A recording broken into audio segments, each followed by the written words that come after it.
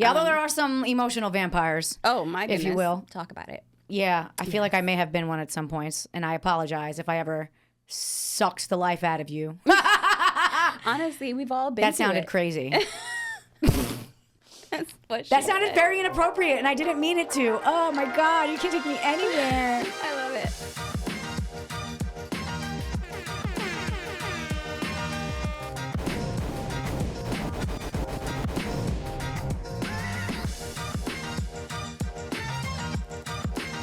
Yeah. What is really good, everybody? You already know what time it is. It's another episode of Act Up with me, Alana J, your resident podcaster with musical Tourette's. I am so excited to be here at Bravery Studios for another episode. Bravery Studios, New Jersey's #1 podcast recording studio. Wherever you are tuned in, please like, please subscribe, please tell a friend, comment. I love to chat. I'm a chatty Cathy. You feel me? And you already know, I have another phenomenal human being in the studio with me today, okay? She is a friend of mine. She is an actress. She is a writer. She is an artivist. Ladies and gentlemen, there are none of those here. It is Sita Sarkar. Thank you so much for having me. My beautiful queen. My beautiful queen. I'm so happy that you are here. All right, so Sita already knows we're going to get into palabras. We're not going to waste any time. Let's get it. We're going to get inside her mind. Well, good luck to me. 1 minute on the clock. She's gonna give us the first word or thought that comes to mind. When I give her these random words, I don't know what they are. I just typed it into a search thing and it was like, bam, toma. Here are your nouns, ma. Here we go. 3, 2, 1. Partner. Door. Ooh. Password. Secret. Pill. Take. Take your pills. Battle. Peace. I love that. Coin. Green. Door. Open. Yas. Craft. Cheese. Responsibility. Now. Vague. Human. That's not a noun. Valley. Stream. Album. Music. Pause. Calm. Ooh, I like that. Tool. Hammer. Yes. Respect. Now. Yes, give it to me. Principle. Partner. Platform. Voice. Ooh. You got a unique brain. I like it a lot. What did you say for partner the first time? Did you say door? Yes. You said, I think so. Door was one of the words too. That's why that was funny. Yeah. Partner, door. Why did your brain go to that? I don't know. Out of curiosity. Let's figure that out. I have no idea. I think maybe metaphorically speaking, your partner, it opens doors and you are each other's doors. Ooh, you are each other's doors. Yeah, I like that. Nothing's locked. Nothing is locked. It's not closed. It's open. It's open and honest and beautiful. All you gotta do is like, babe, knock, knock, knock. Knock, knock. And your partner's like, yes, I'm here for you. What's up? Who's there? It's me. I'm going to take care. I like that. You see, I don't always ask follow-up questions, but sometimes I'm just like, I gotta know where she came from with that. Amazing job. Sita, you did great. That was fun.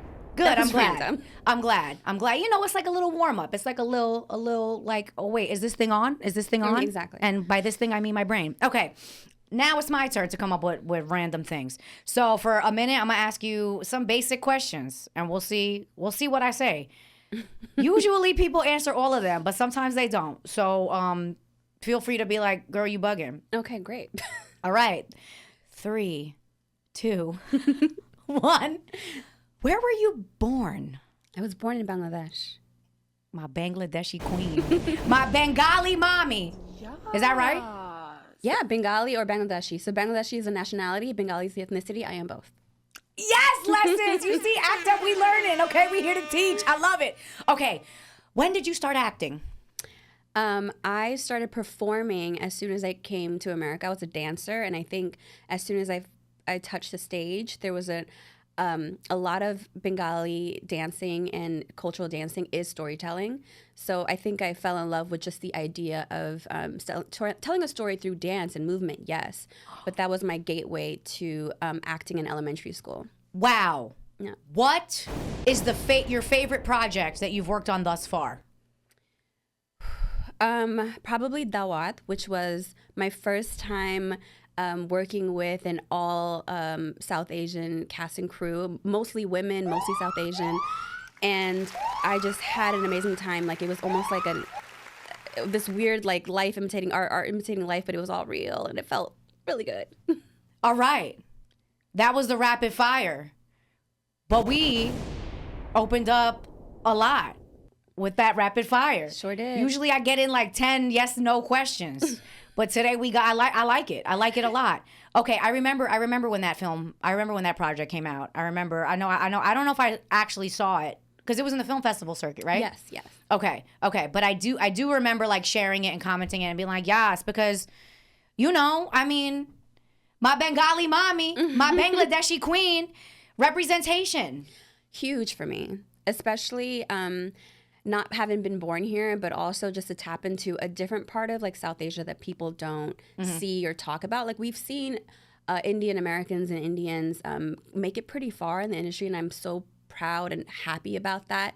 It's still not enough. Like, it's not enough representation, especially the roles that we get. They're not like leading lady types. They're not. There always has to be a reason why they're there, and it's usually their brownness or like their quirkiness.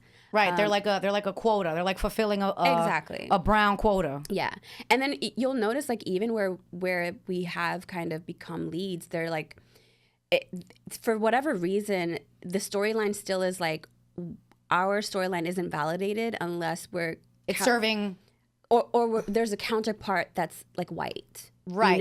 That to validate our experience as opposed to just two brown people. Or to bounce it off of. Or get people to watch it because they think they won't watch it unless there's some type of, that balance. Some type of mainstream. Yeah. Some type of mainstream. When we say mainstream, I think we mean a white stream. I think we do. That's about white. It's a blanco stream. The stream is white. Anyway. That's a whole other thing to unpack at a later date. Yes. Okay, so let's backtrack a little bit. So when did you come to the States? And where did you come to specifically? Yes, so we immigrated here in 1990. Okay. And we went straight to New York. Not everybody came to New York, but there's a huge Bengali population that came that same year. Mm-hmm. And we ended up living in the Lower East Side. Almost all of the 90s until after 9/11. We all moved to Queens. Okay. And then most of my life, half of my life was there, and then I moved back to the Lower East Side. So I would say between LA and Queens, that was the majority of my life. What part of Queens? Regal Park. Okay. Yeah. My cousin lived there for a little bit, but she be changing addresses like she be changing addresses and phone numbers like she changed her panty, okay? I can't. I changed my number twice. I was so pissed off. Really? I was on 917 for so long. Talk about it. And they made me switch do you know, listen. To what, a 646? 347. And I'm okay with it now, but I don't think you understand. Are you sure? Because there's a lot of tension in the body. I just saw the tension in the body come in. I don't think talking about the 347. It's a New York thing. Like, you it get is attached, a New York thing. You know? It's all right. It definitely is. That's so funny. I was talking about this the other day that I also, so I was raised in Manhattan, right? Literally one of the first people that I knew as a child to have a cell phone, because my father, shout out to my cousin Nicholas here, he knows this, my father was out of his freaking mind and needed to have tabs on us 24/7. I had the Nextel. Same. Alana, come in. I'm like, who is this? My dad or like, my boss? Anyway, but I had a 917. Then when we moved to Jersey, for some reason, me and my brother got 201 numbers. Like, we were on the family plan, right? I couldn't afford my phone bill. I was like 13. Me and my brother had 201s, but my mom and my dad kept their 917s, and I felt a way about that. Yeah, I would too. I felt a way about that. So now, long story long, when I moved to Brooklyn, not back to Brooklyn, from Jersey, I was like, I'm changing my number back to a New York number, and it was a 347. But yeah, that was a thing, like the 917, then there was a 646, then it was, there's a lot. Yeah. Anyway. Listen, if you're from New York, you understand where we're coming from with this. Like, there's an attachment with that area code and a pride that comes with it. It's okay. Shout out to 347. Shout out to 646. But 917. And now that we got 929, all these extra ones. Anyway, it's fine. We're still real. We're still the real ones. We're here. We know. Here. We made it. We know. Verizon has the receipts. They know. Not the dings. You know? T-Maybe has my receipts. Yeah. I got T-Maybe. Who you got? I was Sprint. Now it is T-Mobile. Okay. Right? Because they merged? They did merge. They did.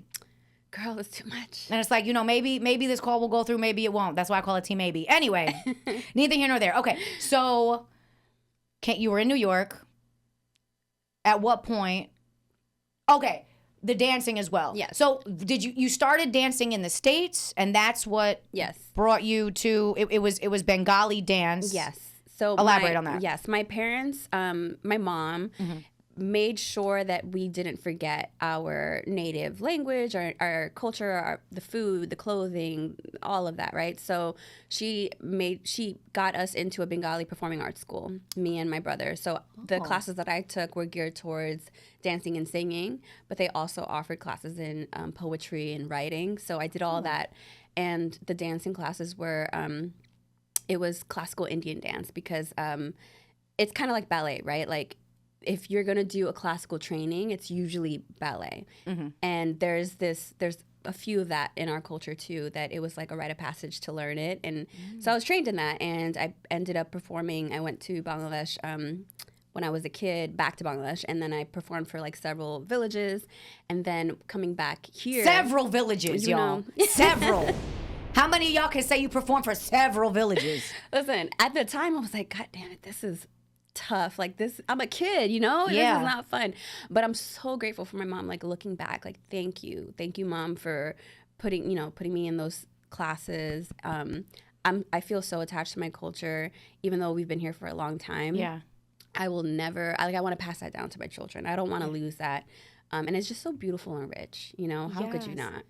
Oh my gosh, I love that. Shout out to Ma Dukes for keeping the culture going, getting you in those dance classes. So you were doing Indian dance for the Bengali school. Yeah, so they call it classical Indian dance because it originated. So Bangladesh used to be part of India. Yes. Right. So, and also we better drop this history. We better drop this history. Tell them. And also I'm Hindu, which is the majority of Bangladesh.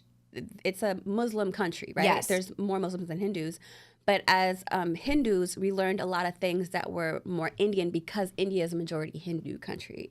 So there's a lot of mixed cultural things going on there. But as a Hindu Bengali person, I still was learning traditional Indian and Hindu dances. So and also, again, because it was classical, a lot of people, no matter what religion you practice, they would study it because it's just that amazing and beautiful and ancient. Yes. Dude, definitely the more you know. At Rutgers, yo. I went to Rutgers University, New Brunswick. Huge Indian population. I mean, huge South Asian population, you know? And, yo, let me tell you. Tell me. They would go in with their dance practice, bro. I love it. Hours and hours and hours, the dedication. I was like, let me get in this. So, I mean, I don't know the terms. I don't know the names of the choreography, but is it this energetic Indian dance that we see so often, or is it, because when you say like comparing it to like something like ballet, I'm like, ooh, what's that? Is that slow? Yeah, so it's not like Bollywood. It's not that. It's not like Bollywood. Yes. There we go. That's all I had to compare it to. It's not like Bollywood. No. Okay. And especially, so if you're thinking of like those dance teams, like Indian dance teams, they're probably dancing like Punjabi music or that absolutely. kind of stuff where it's like fast paced and part. Yes.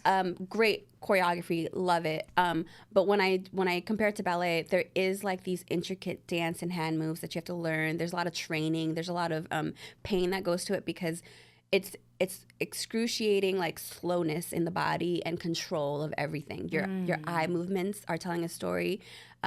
Every finger movement means a different type of animal or flower. Your steps are very specific to a beat, what we call tal. Like you have to hit a certain beat. Sometimes you'll see dancers who are only dancing to something called tal, and I loved that so much because it's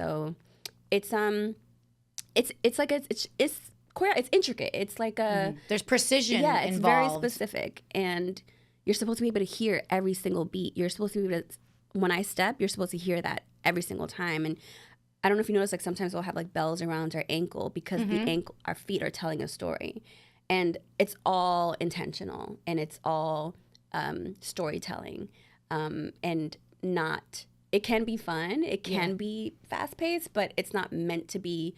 I mean, I don't want to speak for the entire classically trained community, but I would say it's not meant to be like party music. It's very, it's more. It's serious. Yeah, it's like for the gods almost. It's like supposed to be. It's spiritual. Yes. I love that. Yeah. I love that so much. And I bet that type of training was translatable to acting for you. Yeah. Just hearing you talk about like how literally every finger movement meant something, every eye movement meant something, like especially for on camera stuff, all of that does matter. And like you said, like there's a reason why I think I fell in love with stage acting first, because I could make expressions with my face and not have to say anything, and it's supposed to tell you something. And I loved that. And I learned actually when I became more of a stage actress, how much I actually am. Ding. Hype. My ding got hyped by Marv's ding. We're going ding for ding. What was I saying? We were talking about transitioning, Yes. applying that to your stage acting, Yes. and you think part of the reason why you fell in love with stage acting was because of For sure. And I actually think I'm better at stage acting than film and TV because I give too much expression sometimes. I've gotten that feedback many times from directors. Do you believe that I've gotten that feedback? Do you believe that? No. It's true. Yeah. It's totally true, because for the stage, we have to take up, even if you're one person on stage, your energy needs to take up the space of the whole stage. Absolutely. For on camera, you have to take that same energy and channel it. You have to decant it almost, you know? Right. And the camera picks up everything. Oh, yeah. So you could do a subtle move and it'll pick it up. Whereas on stage, you literally have to be bigger because not everything's being picked up per se, right? Right. So I found it hard, like, to transition to film and TV. I had to like pull back so much. 1,000%. You know? Definitely relatable. Still love it, but stage will always be my first love. And not for nothing, stage acting, that's what prepares you to be a great actor. There are no take twos, bro. There are no second takes on stage, bro. Oh my it's God. that deep. It's that serious. Like, you got to get out there, hit your mark, and do your thing every night, no matter what. Doesn't matter what happened to you earlier that day. It doesn't matter. You know? Oh my gosh. Before I go on stage, I still, till this day, there's like this, like my heart drops, right? And I'm blacked out at that point until the curtains open. They're like, the lights are on and you have to hit the stage. At that point, I'm blacked out. So wait, do you black out before you get on stage or when you're on stage?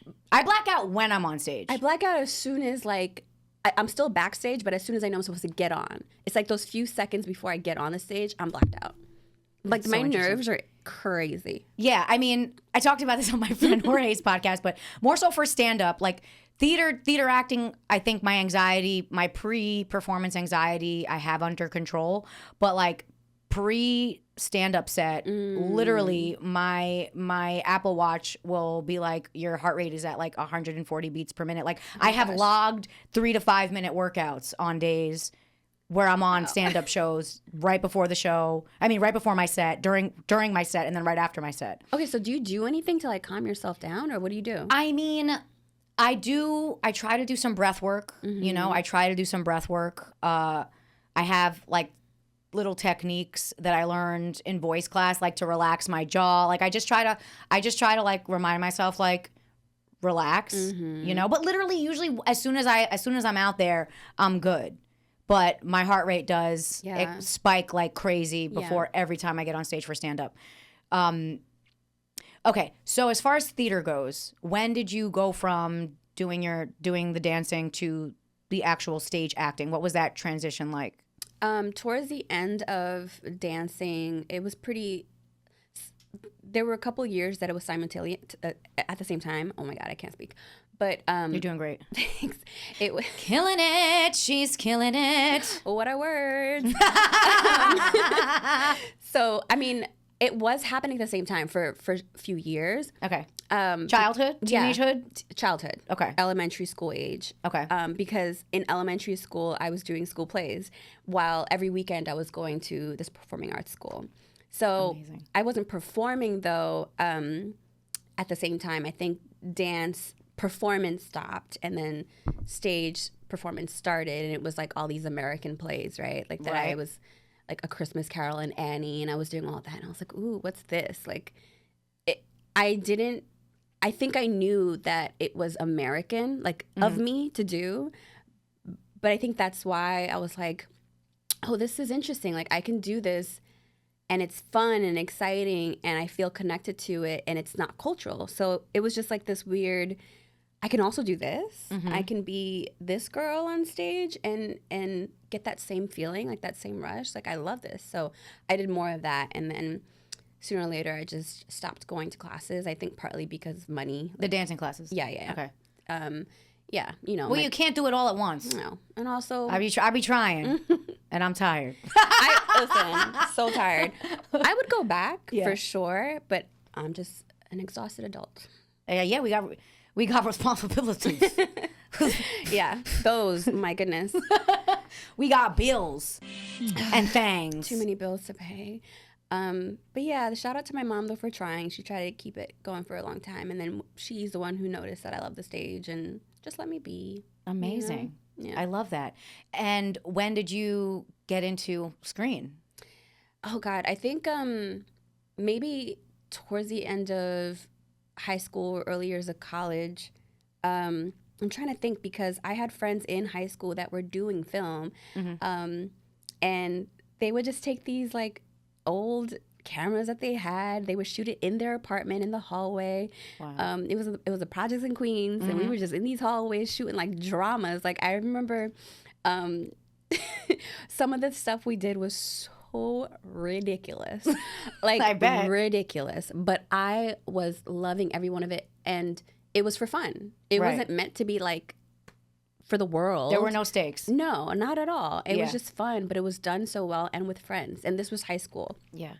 It didn't become like professional for me until probably like a couple years after that, when I got approached by someone to be in a film and shot it, and was like, okay, this is hard because there are stakes. There are people hoping I can pretend to be someone else and be truthful about it. Not even hoping, expecting. No, for sure. That's the job, right? Expecting. Like you are to show up to set and just do it. Like, you know? literally, that is acting, guys. Often with no direction. Often with no direction either. No, and we were all young to the game, right? Like even the director, writer. So it was this interesting experience where like, oh, like this isn't just for fun. Like, you know, this is real. And I hadn't had professional training, like none of that, right? So I didn't know what I was doing. I was literally like, okay, I got to memorize these lines and I'll do it. So I didn't, Right. you know what I mean? I absolutely know what you mean, girl. Yeah. I know exactly what you mean because that's what I thought acting was too. Exactly. I was like, I have a look and I have a brain that can memorize things. I'm an actor. Right. No, Oh, I'm not. No, I'm not. No, I was not. I was not. I was not. I learned very quickly. Yeah. And then because I was thrust into it, not only because I loved it, but also because I thought I did so poorly that I was like, oh, I gotta take this seriously. I got to go to acting classes. I got to learn how to not only read lines and memorize lines, but understand a character, like why they feel this way, and subtext, and like And script analysis. yes, all that whole nine, and Yeah. be able to talk to somebody, make it feel fresh every time and present every time. Right. You know? That was the main thing when I was teaching, and we could talk about, because I know you also taught a little bit. When I was teaching, that would be my main thing that I was telling my students. Like, y'all, you got to understand, this is the first time you are saying these words. That part. You got to make me believe this is the first time That part. you are saying these words. You got to let me see you come to the realization that ththese are the words I need to say, and this is why, and this is what I'm trying to do with these words that I need to say right now. Anyway. That being said, actually, because my memory is shot, I did audition for a youth acting program while I was still in high school, and that bled into college for sure. Okay. But that was for stage, so it still wasn't film, and I was still like reading like I was on stage for film. Right. And it's just a different world. It's totally different. It's Yeah. totally different. Like I've been called out on numerous things. People are like, "Oh, you're a stage actor, aren't you?" And I was Yeah. like, "Why you say it like that?" Yeah, like it's a What do you slur. mean? But now I know. Yeah. Now I know exactly what that means. And I was telling my friend, I don't know if I talked about this on the show. I think I did. I talked about it on the last episode, that my first legitimate audition, I went in, it was for the Deuce. And I went in, like I did all this prep, and then when I delivered the line, she was like, "Okay, don't do any of that. Just say the words." And I was just like, yeah. I was like, wow, that was a big piece of humble pie I ate that day on the way out. Anyway. It's so interesting, isn't it? Like this idea of being present when you know exactly what's going to happen and what's supposed to happen next and how it ends. Yeah. Like And not playing the ending. Yeah, Because that's it's just- another big pitfall that actors fall into, is playing the ending of the scene. Yeah. I shouldn't know what's about to happen next. You should be reverting my expectations completely. Subverting, rather. Like what a messed up psychological game we play on ourselves. Oh my God. Every day. Sita, when I was in grad school, there were days that I left class like, you gotta be out of your fucking mind to do this. Yes. Like I would Yes. like we would leave We're just nuts. like everything emptied. So shout out to my teacher Sonia Cook. She had us do this one exercise called Journey Through Life, where literally we use the length of the classroom as our lifespan.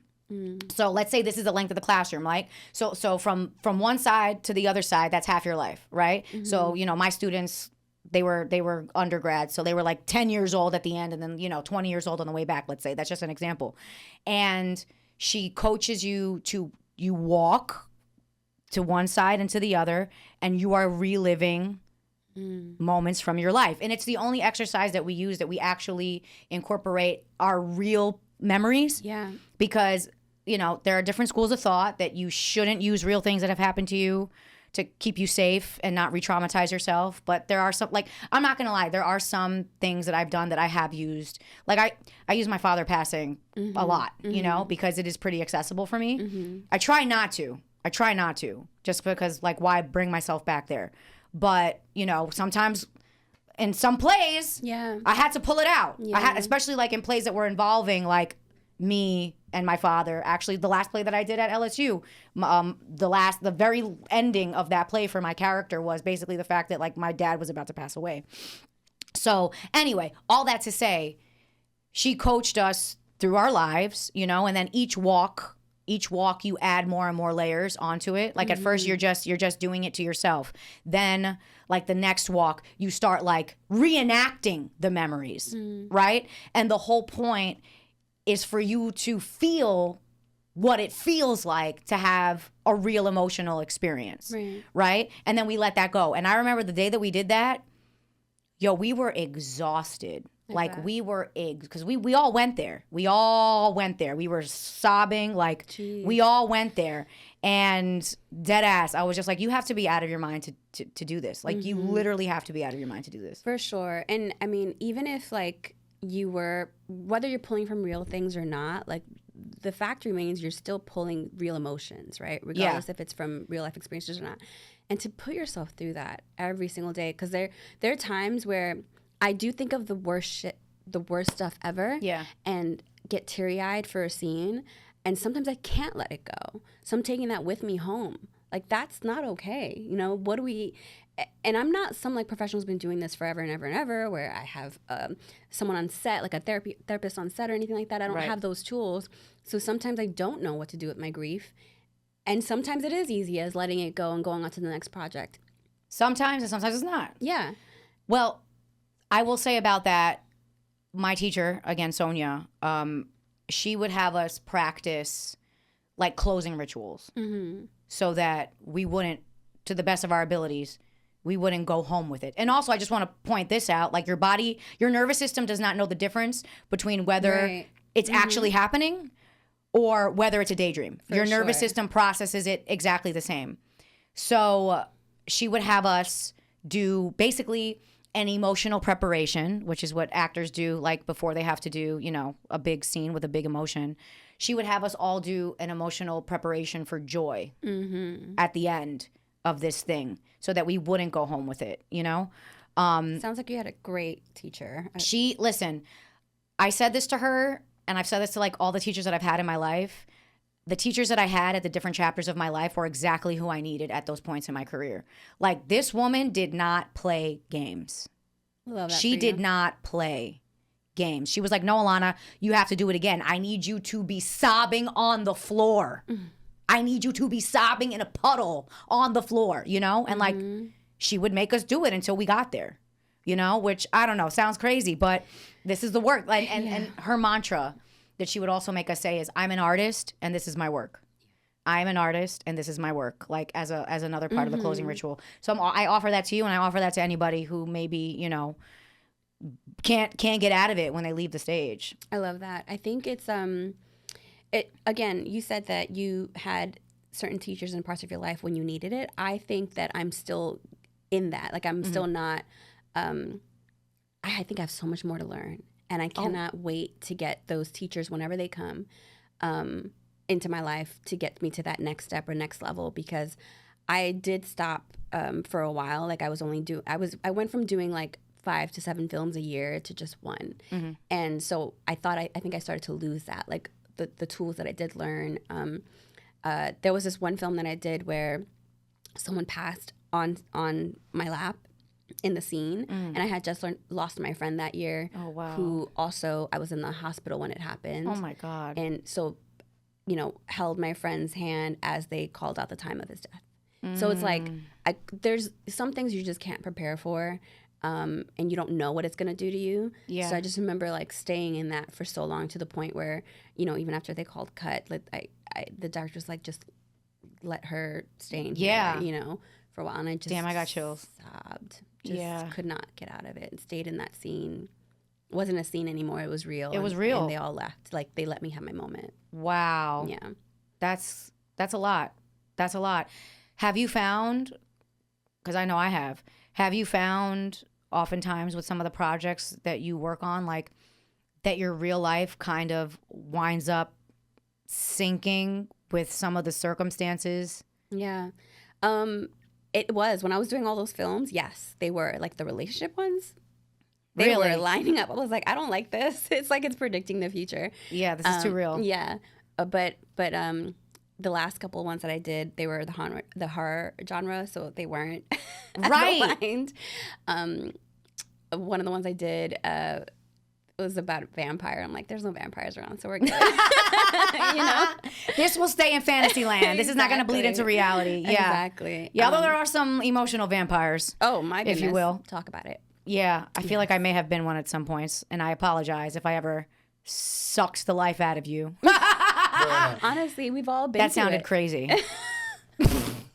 That sounded very inappropriate, and I didn't mean it to. Oh my God, you can't take me anywhere. I love it. Hey y'all, it's your girl Alana J, and I'm here to tell you about all the magic that is happening at Bravery Studios, New Jersey's #1 podcast recording studio. At Bravery Studios, you handle all the talking and they do the rest. That's it. Seriously, all you have to do is show up and shine. Yes, honey, work. With 3 different filming locations, there's a perfect space for every type of podcast. From cozy chats to high-energy shows, Bravery has got you covered. But wait, there's more.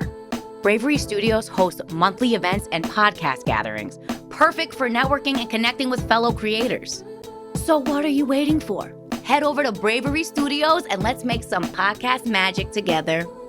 Do it. Come on. You know you want to. You know you want to.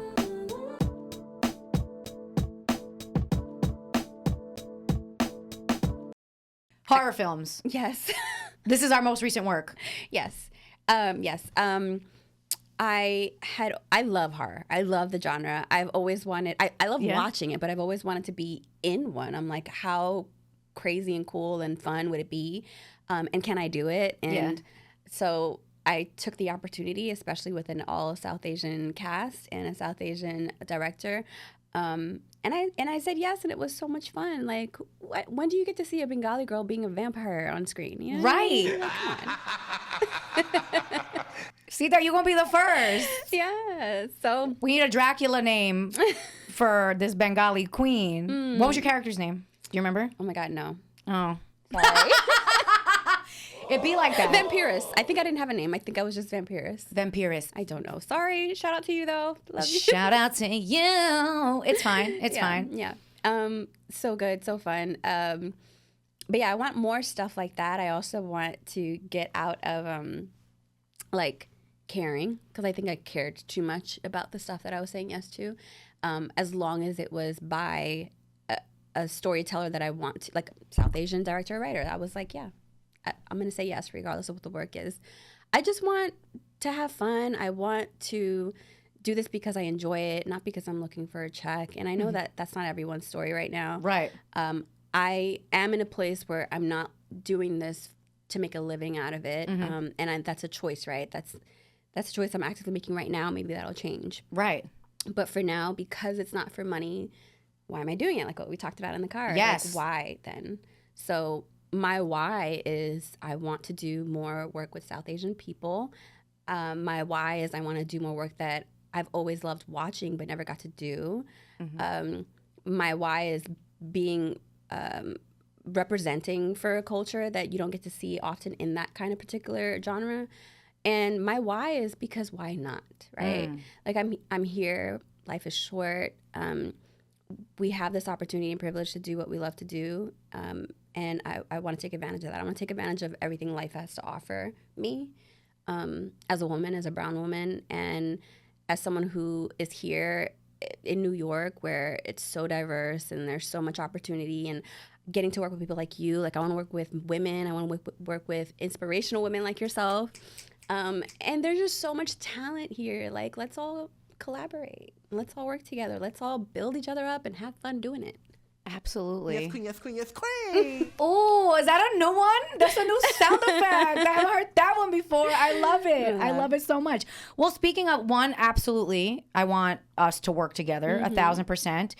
I love that why. I love it so much. I think it's so important, representation.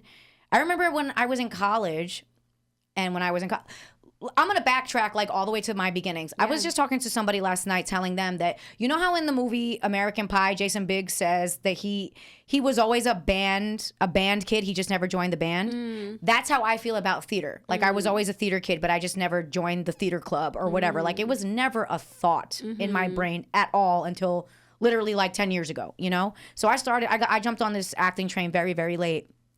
But all that to say, we will definitely work together. And we have worked together. We have. And we haven't talked about that. A couple times. So we met, as we just discussed on the way here. Sita and I met at an audition for a film that I don't know if you can see it or not.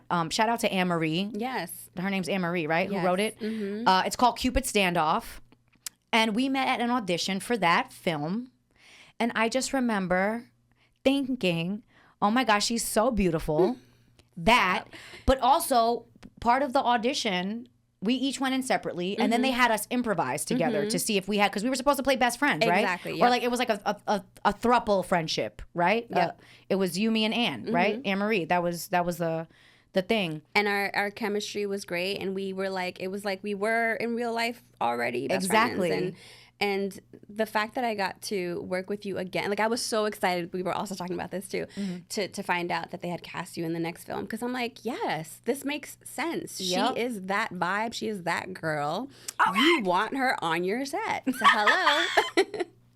Yes. That movie I know people could see. Yes. That movie is on, it's The Next Step, right? The Next Step.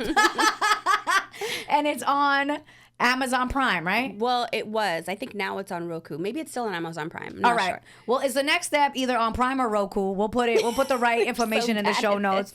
Listen, but it's a good thing. Yeah. It's a good thing that we're like, what's the name of this thing that I did? What was my character's name? Because it just shows us that like we're working. You know, it's not like we have a body of work, and we should definitely be proud of that. Absolutely. I mean, you see like people like Justin Bieber getting on stage forgetting the words. Lil Wayne don't even know the words to his own songs anymore. You know what I mean? He's still a genius. Because we're just so in it. We're just so entrenched in it that it's just on to the next. And it's no disrespect to any of the work or the artists or people we worked with, because they're the reasons why we're still doing what we're doing and why we're here.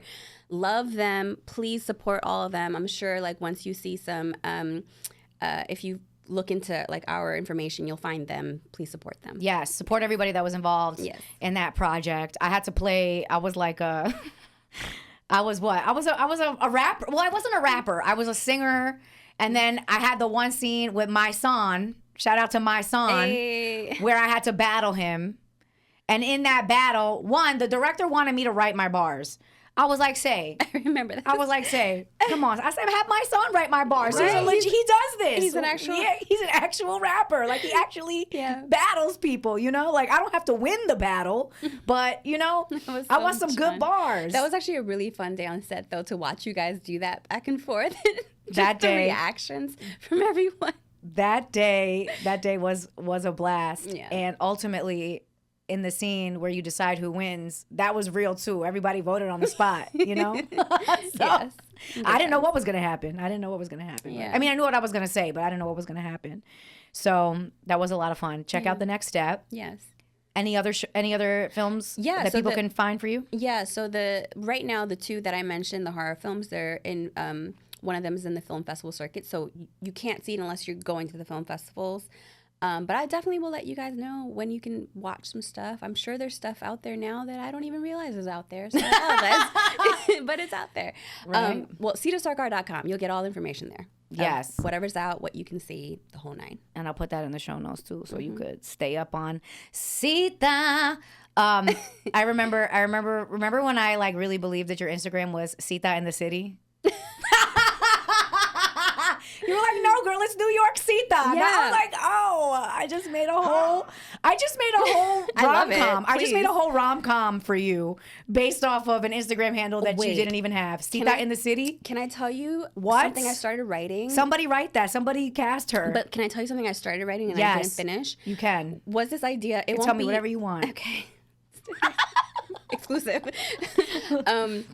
It was going to be a series about a brown girl who's dating in New York City, but there were going to be implications of culture and her family not knowing that she's like going out with all these guys and that she drinks and has tattoos and she's had sex and all these things that are like taboo in our culture that you're not supposed to talk about. So it was going to be like a comedy series, but with very serious undertones of like going from kind of like a How I Met Your Mother kind of vibe of like just hanging out the bar to suddenly you're in a serious like a cultural home where her family has no idea that she just had like a one night stand or something. And I started working on it and I'm like, this feels too close to home. So it just started to, I put a pause on it, but I think it's a really good, I feel like a lot more people are going to relate to it than I think. Absolutely. Because of that duality that I feel like our generations our generation, the next generation, I think they're fine. But my generation in particular, who is still kind of like, She goes, I think they're fine. Y'all be okay. I hope so. I hope so because I think our parents are getting more progressive as time goes on. Yeah, because they got the internet now. Yeah. They don't got no excuse. And like my parents aren't that progressive. My mom has become progressive, but that doesn't mean she's okay with the idea of her daughter dating and falling in and out of love and going out drinking till 2 or 3 in the morning. Like to them, that's not normal. I've never brought home a guy. Like that's just not a normal thing. In real life. So I was like, I would love to explore this through a story though of this young group of friends who just hangs out at the bar all the time and she meets guys all the time and she's just trying to find love, like ultimately, right? She's trying to find love, but not in a traditional way. Her parents want her to get arranged. That's not her reality. So Did your parents want you to get arranged? they did in the past, and Okay. it's been long enough. I'm in my 30s. Like they gave up on me, I think. But they Yeah, they tend to do that sometimes Right. once we get to a certain point. they'll still try. I love them for that. Like, Love you, Mom. Mhm. Yeah. But it's just not my reality. Like I don't want to meet someone that way. Right. But in this story, in this series that I started writing, I thought like how I would love to see how this character would handle it though. Like wanting to respect her parents' wishes, and maybe when she's home, she's very traditional cultural, but when she's out with a friend, she's very much this Americanized version of herself. And ultimately, she just wants happiness, whatever that means. Maybe she'll find it in an arranged marriage. Maybe she'll find it at a bar one night, you know? Yeah. I don't know, but I wanted to explore that. I love that. Somebody hit her up. Yeah, let's work on it together. work Don't on steal it. my idea. I'll know where you got it from. I'm gonna be like, look, I'll help you out with that, but as far as like the cultural aspect of it, you Yeah. obviously need someone Yes. who understands that. Yeah. Definitely. Have you collaborated with a writer in that way? I A fellow South Asian person? No, not in this way, but I've collaborated in general with a lot of Black and brown people and women, especially. I was starting to write a children's book as well, and I tapped into my designer friends. And for sure, anything that I will ever work on, I want to bring other people along with me.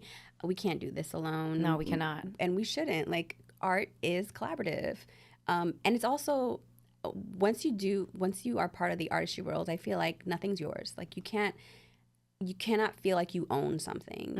It won't work if you do that. You have to do it knowing that it's going to go out into the world. It's not yours anymore. Yes. And I am okay with that. And so come on in. Let's work together. Let's put some stories out there. Let's have fun. Yeah.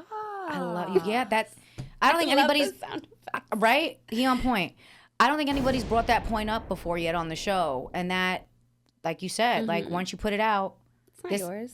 Once we release this episode, it's not mine no more. Yeah. This is y'all's. Yeah. Do with it what you will.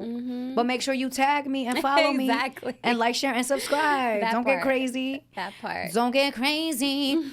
Question for you. Have you ever been in a project where, I don't know how exactly I want to phrase this, but in the conversation about like cultural nuance, like have you ever had to tell a writer or a director like, yo, my character would never do that? Are there any moments that you can expand on? I'm curious to see like what type of cultural checks you've had to give. So I don't know if I can expand on this platform, only because I don't want to bring this person to, like, I don't want to drag anybody. Of course not. Of course not. Because it was like, cultural ignorance is so normal these days, and to people in general, if you don't do the work, if you don't, it still happens today in Hollywood. Like, people with a lot of money still don't even. It happens at Starbucks, let alone, you know what I mean? Yeah, like, happens in the streets. No one's doing the work, so unfortunately, it does fall on that person a lot. And if that person's not in the room, then it's just going to be out in the world. So yeah, I've been in part of projects where, you know, of course, with my look, I mostly play like brown, some type of brown, right? Indian, Bengali, whatever. Indian mostly. And there was this particular role where the girl had an American name, and I was like, can you tell me about that? Like, why is that her name? You know, where's she from? Where's her family from? And they're like, oh, we just chose like this random name. I was like, okay, well, I hear that you like that name. It's cute, but if she has very traditional parents, because part of the storyline was that she had these traditional parents, I doubt she would have named her that. So why don't we make it like a nickname, and it's short for something else? And then I gave the writer a more ethnic name, longer, realistic, where this person would have used this American name as her nickname. And they were like, oh my God, that's amazing. Like, that, thank you for that. And I appreciated that they let me give them that, because they hadn't done that part of the work. Something as simple as a name. To them, it's simple. To me, them, it's simple. Yeah. Right.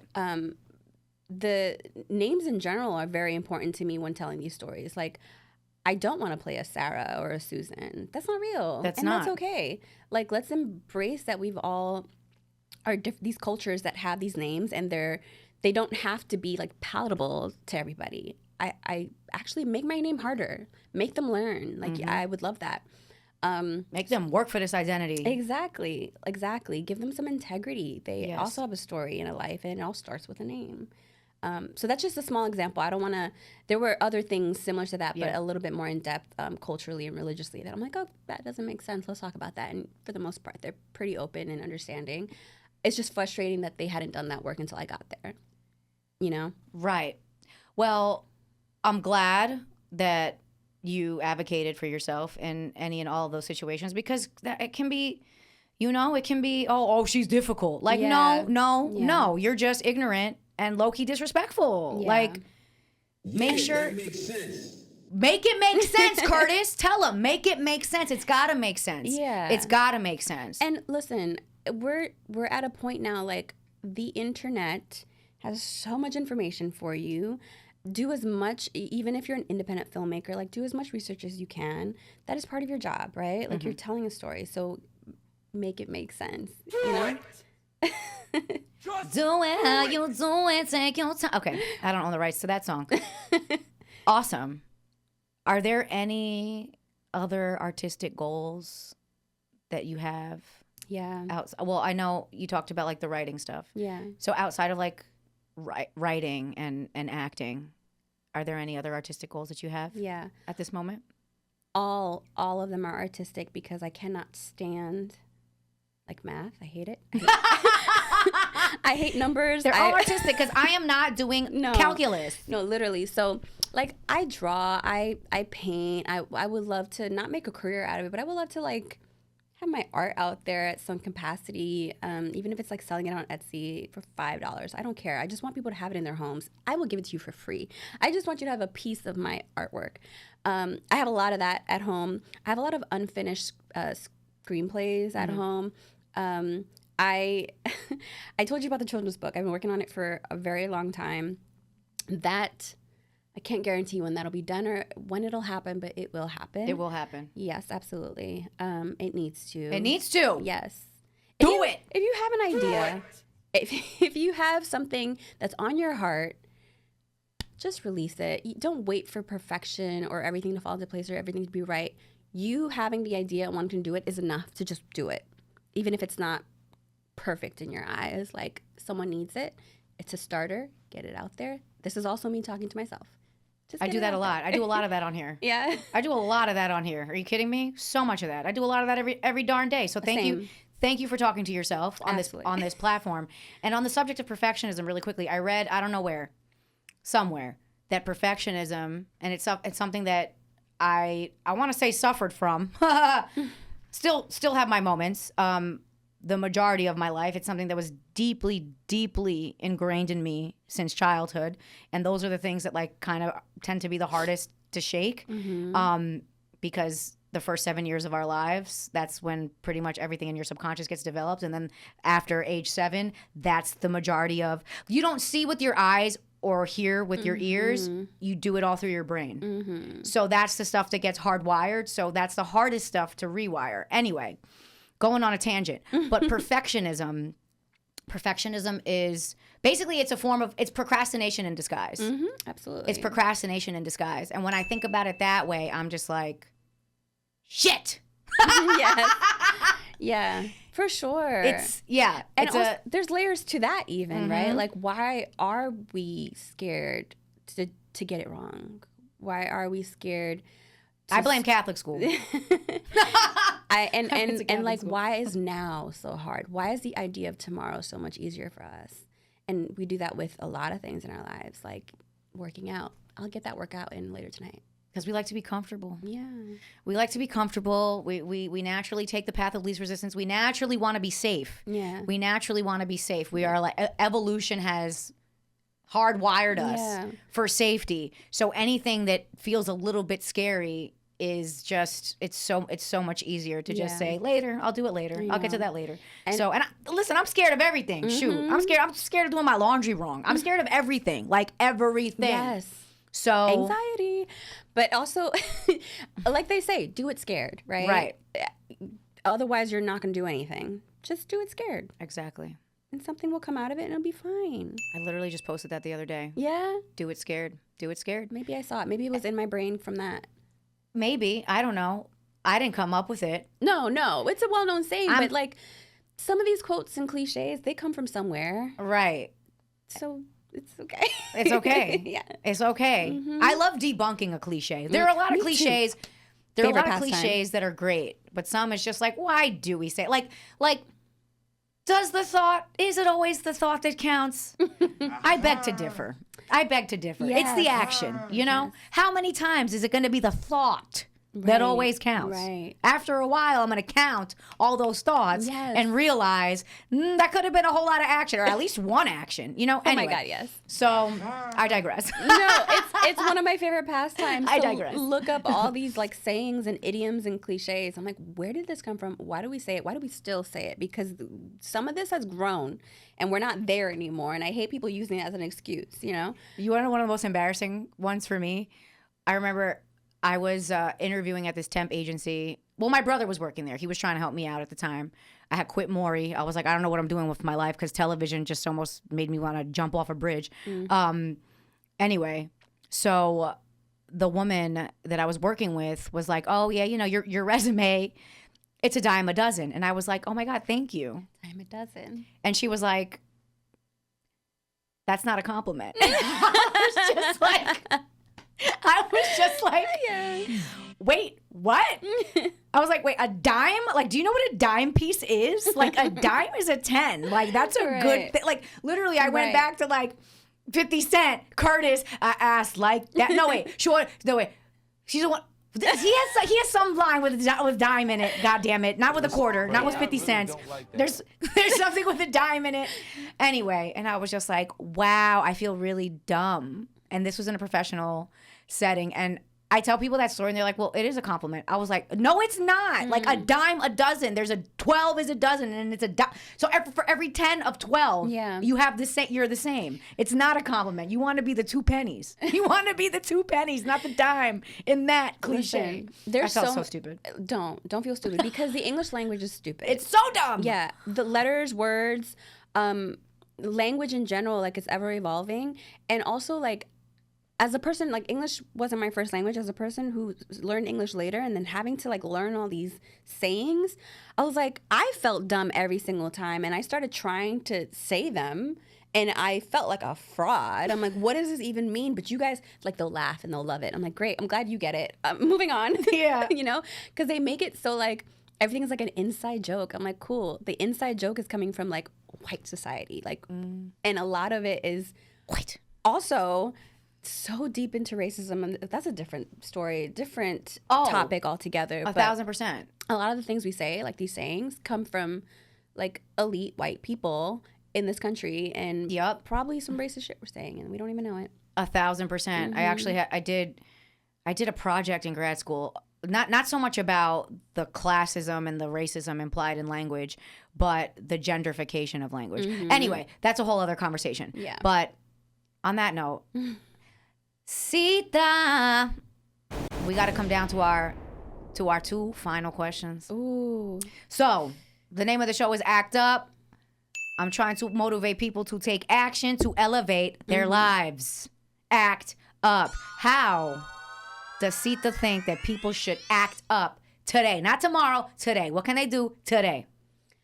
Today, take up space and act up in spaces that normally people feel like you don't either belong in or shouldn't be in. There's no shouldn't. There's no belong or not belonging. It's not exclusive club. You're allowed to be here. You're allowed to be exactly who you are, and don't let anyone tell you you can't. It's literally all arbitrary. It's all made up. We're allowed to be ourselves exactly the way we are. So take up space. Yes. All the yas. Thank you for the bombs. They were very appropriate, Marv. Loved all of them, all of the sound effects. Shout out to you. Last question. If you were, I know you're writing a children's book and several screenplays. So I'm going to add another thing to your plate and ask. If you were writing your memoir right now, what would you name this chapter? No wrong answers. Yeah. No pressure. This chapter doesn't have to be perfect. Don't procrastinate. Anxiety. That's the name of the chapter. Alana induced anxiety. No. It's gonna be okay.